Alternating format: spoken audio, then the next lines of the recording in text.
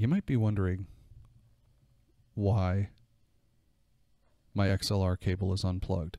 You might be wondering why I am running a USB microphone. And you might be wondering why my voice doesn't sound quite as polished as it usually does. Something in the neighborhood of, this. I actually really did install Voicemeeter once again. If you're brand new to streaming, if you're brand new to putting your voice out on the internet, this is my bargain basement way to get you started and get you sounding polished. Join me.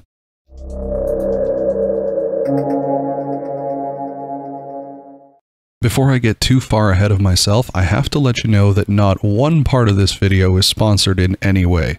I curse way too much and look too much like this for anybody to sponsor me.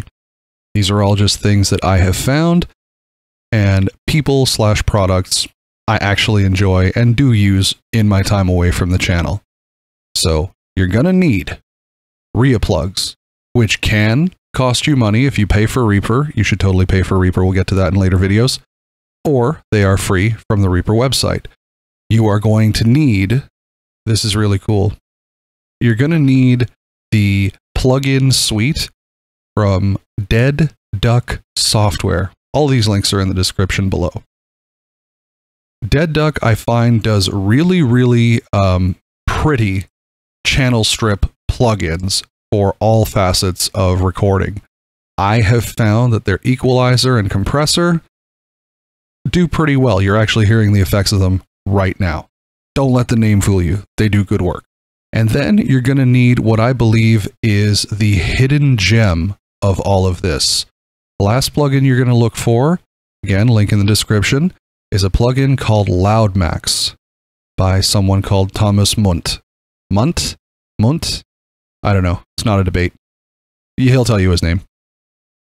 Fantastic bit of software that just adds that touch that you don't even know you're hearing it, but you're hearing it right now. And of course, you need Voicemeeter. I swore I'd never do another Voicemeeter video, yet here we are. Why do you need Voicemeeter? Because we're going to make the software talk to each other. Oh, I forgot one thing. One important thing. You also need something to host all those plugins. I recommend, for bargain basement, Cantabile. I mean, their paid stuff is really good too, but this is literally the most expensive thing in this arsenal is your microphone, and if you want to throw a donation to anybody, okay? Once you have all those, I'm going to assume you know how to install things. If you need help with that, throw a comment. Be more than happy to get you going. Unfortunately, as I record this video, I realized I can't show you from scratch where I'm starting, so you're basically going to see exactly what I see, and I'll go through the why I have it this way. We just have to switch to picture-in-picture, so let's do that right now. That took me longer than I wanted to admit off camera. I'll tell you that right now. What you're looking at is the very basics of the basicest of setups that I have, and again, all of this costs literally the cost of your microphone. This is the Audio-Technica AT 2005 USB, so it's got XLR and USB. I'm so excited to do this video because, as you can tell, I am actually recording with USB, and I never ever want to do that again. If you are stuck with USB, or if you prefer USB, that is a you thing. That is what this video is for. I personally don't enjoy it. It really doesn't matter which one we set up first, but I would like to get your effects chain in order, if I may. I'm sorry if I paused. The hardest part of setting all this up is actually getting Cantabile to talk to Voicemeeter.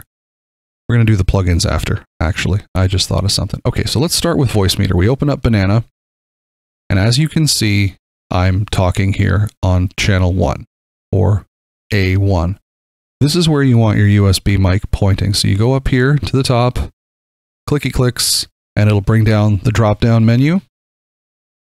I recommend WDM over MME. I can't remember why. I read the technical description once and never again, but apparently WDM is technically better. Somebody can correct me if I'm wrong. So you pick the WDM version of your microphone and you're good to go. Label it something useful like mic, so you know exactly what it is. Voicemeeter is donationware. I have already donated, so you just do that. It just comes up when you click up on top of the banana thing. You should have, even if you don't hear anything, which you should anyway, you should have this going up. But when Voicemeeter first starts up, I forgot to mention, it requires you to pick on hardware out. It's the first thing you do. So your A1 output, make sure that this is where you are going to hear yourself. I do have the Focusrite, an Audio sound card. Whatever sound card you happen to have, the speakers are just fine. You're able to mute and route through Voicemeeter. That's another video, but whatever. So whatever is going to give you the best way to hear yourself. It's the Audio. It's just going to reset and probably screw me over with my audio quality, but there we go. You might notice, this is a little bit of a side tip, you might notice I have a limiter here. Basically, if you right click anywhere on the monitor line, it will give you the choice to input a limiter. I like doing that just so you don't get absolutely blasted with vocal audio. Or, as you'll see in more advanced setups, my chat, my Discord, if they get loud and rowdy, you want to be able to shut them up. So that's basically why that happens. For now, leave the output at B1. The reason I don't have A1, if you highlight this, will go to your main output. The reason I don't have that is because I'm shooting this video and it will actually pop out of my speakers at me and cause feedback. So I don't want you to experience that because it's bad enough when I forget. I wouldn't worry too much about the pan, the modulation, or the position. I am assuming, since we're going bargain basement, that you don't have a 3D layout of speakers. If you do, I still wouldn't use the Voicemeeter pan. So just leave that grayed out. We really don't need it because we're going to let the plugins in Cantabile do the work. We're set up on the front end of Voicemeeter.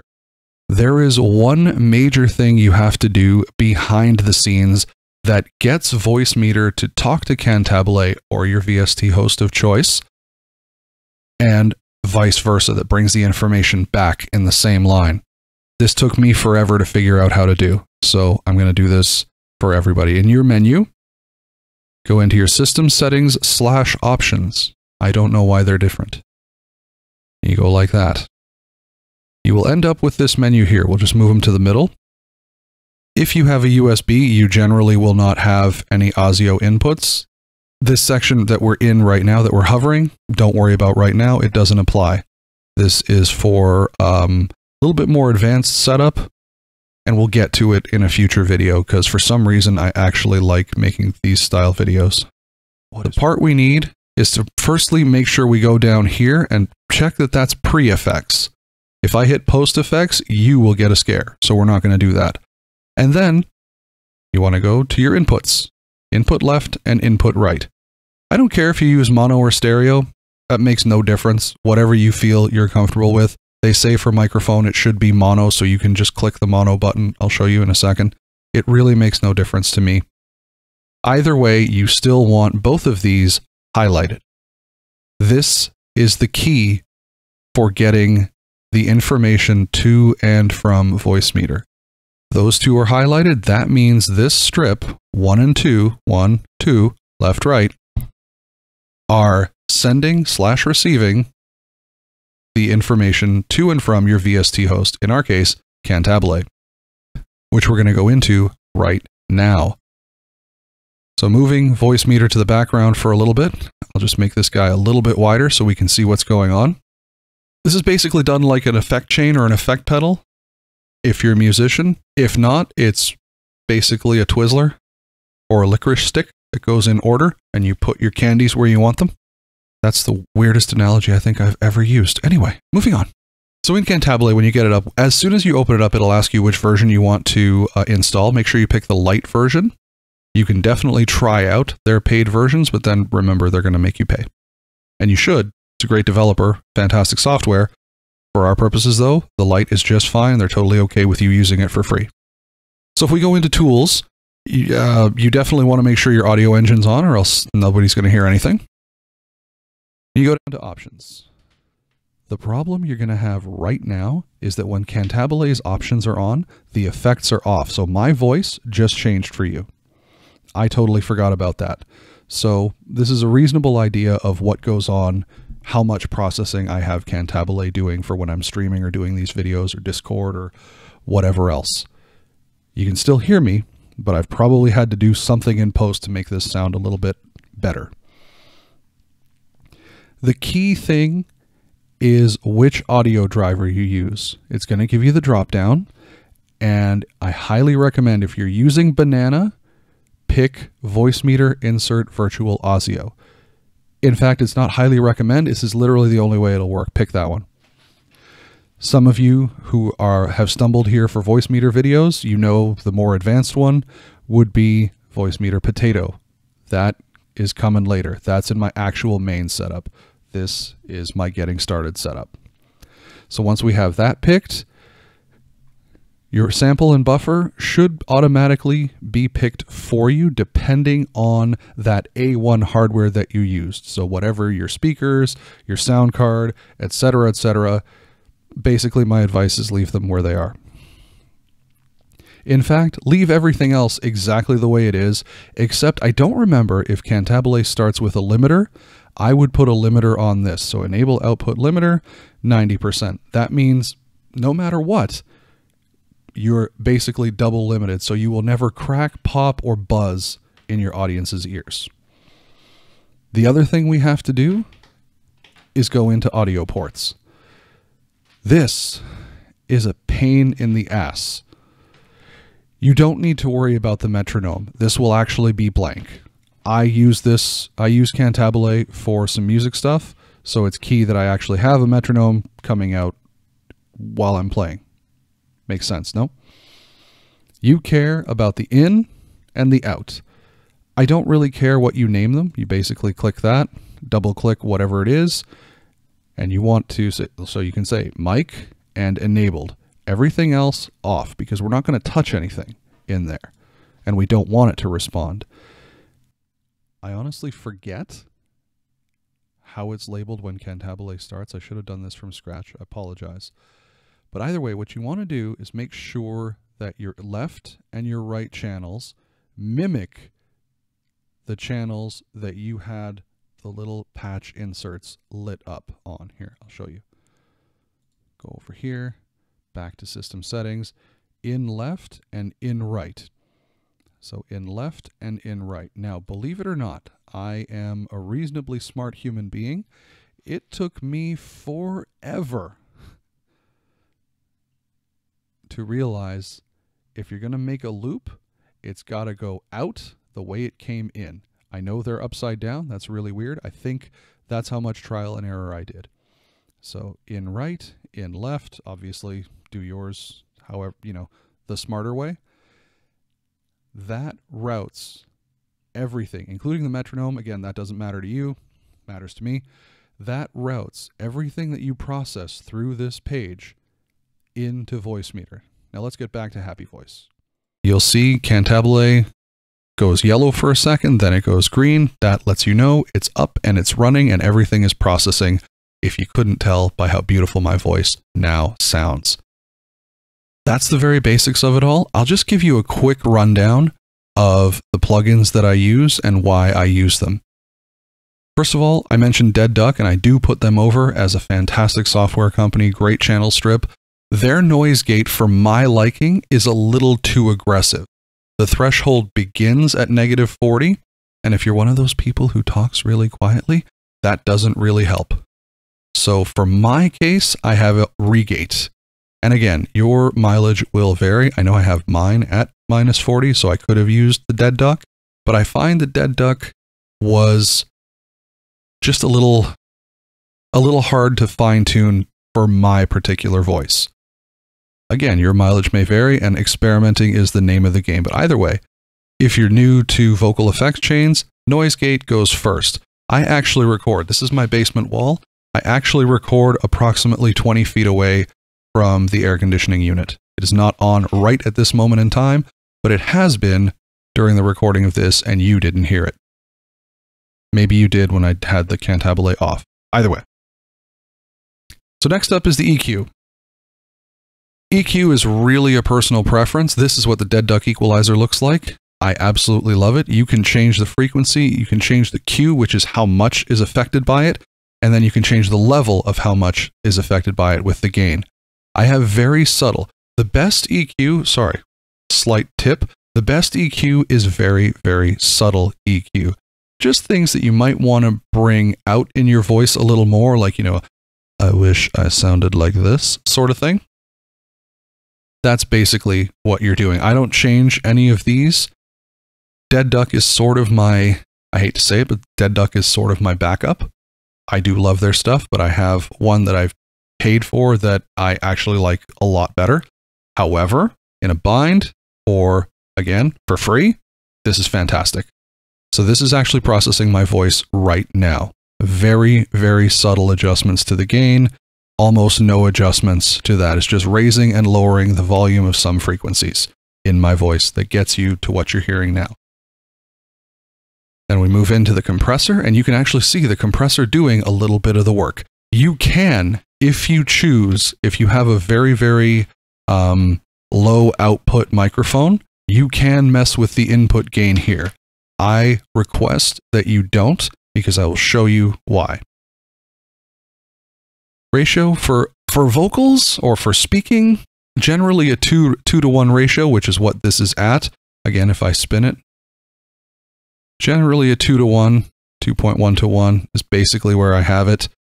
You don't want this orange line to be coming down so far. You just want to sort of be kissing it so that it's doing a little bit. I like with a lot of attack. Again, this is all absolutely your preference. Makeup is makeup gain. Don't use that. Again, don't use that in my, if you're copying me directly, first of all, thank you. Second of all, if you're copying me directly, don't use this because I'll show you why. And then of course you want the compressed sound to be 100% in the mix. You can change the level, use your ears. I know I say that a lot, but that's what a lot of people are going to tell you anyway in the music/audio engineering. I hate calling myself an audio engineer. I'm just a guy who likes this stuff, but they are going to tell you that. Use your ears. But that's the basics of where I have my compressor. Very little, very subtle, very effective.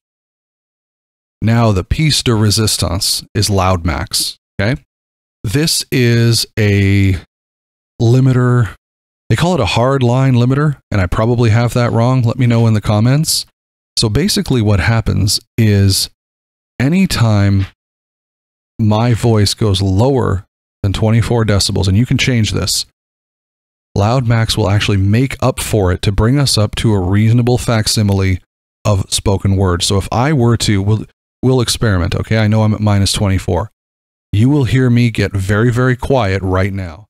So if I talk like this, do you see how quiet I am? It's fantastic, it's fine, but it's really not at the acceptable level. So I can bring it up, and I probably could leave it, in all honesty, I could probably leave it at 22, so thank you all for helping me discover that. I'm just watching the red line on OBS here as I record. This is a lifesaver for not instilling too much gain. That thing in the compressor is makeup gain. Gain is fantastic, but gain can also be a very, very fickle bitch to tame. So Loud Max eliminates the need for using that gain at the end stage, and it literally takes your beautifully processed, nicely EQ'd and compressed voice and pops it up louder so your audience can hear you at a reasonable level. And it still allows you the peaks and valleys. I actually would put a limiter on this. I usually do. I'm surprised I haven't. Put a limiter of -2. That means that hits. You generally, however, don't need to. That's why I probably didn't, because we have Voicemeeter covering our asses on the limiter with the -3. Oh, right. I forgot to show you how to route it. Basically, once you put them all in order, before you go and edit each specific item to your liking, you actually have to chain it all together. It's literally from your mic. These will populate. This side panel here will populate. This side panel here will populate. And you literally just draw lines.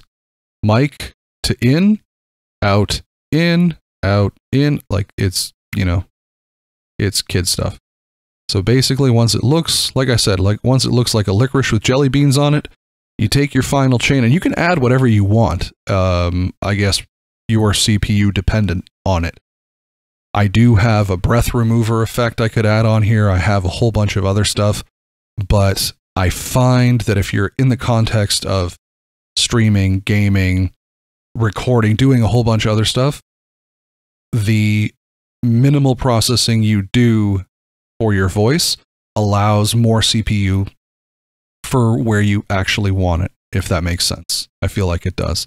So once that's done, you just go to the out, and if you have routed everything correctly and turn this bad boy on, you will see that Voicemeeter is now projecting your voice. Basically, you'll be hearing it through A1, your main speaker, like we said, and in order to get it wherever you need it to go, first of all, that's another video, because this one's gone on long enough. Second of all, your B1 is your key, and that's your VM VIO output. That is the spoiler alert. You can definitely search how to route from Voicemeeter to wherever the heck you want. Basically, all of those videos will get you where you need to go now that you have your voice sounding crystal clear and beautiful. Sweet Satan, I'm done. I hope you guys are too. Let me know what you think, and again, if you have any questions, please leave them down below. I get a ton of questions on videos that I honestly forgot I made, so thank you all very much for your support, for your attention, for your questions. I love it. I don't always have the answer, but I will definitely try to learn for you. All that said, I am now going to, now that this video is recorded, and I have actually done the deed on a USB microphone, recording to a video, showing you how to all get it done, I'm going to tear this setup apart. I'm not quite sure what the next video in the series will be, just because if I were going to upgrade, I would simply ditch the USB and switch to an XLR or an Audio device that provides a lot less latency, so you can actively monitor yourself and hear yourself in near real time. And I find it just provides a little bit more clarity. The USB connection can get a little iffy. So do I recommend this? Sure. If you're starting out or on a budget, absolutely. I'll be by with another video to show you my actual preferred method. It does involve Voicemeeter, but if you're an expert, yeah, you know it involves Potato. And you might be surprised to learn that it actually involves Reaper. I love Cantabile, but Reaper is my jam because it has just a tinge more versatility that I'm looking for. But that's another video. I hope this video has been helpful. I have blabbed for far too long. Be safe, be consensual, and if you can't be good, well then sweet Satan on a pogo stick. Be good at it. Thank you. See you soon.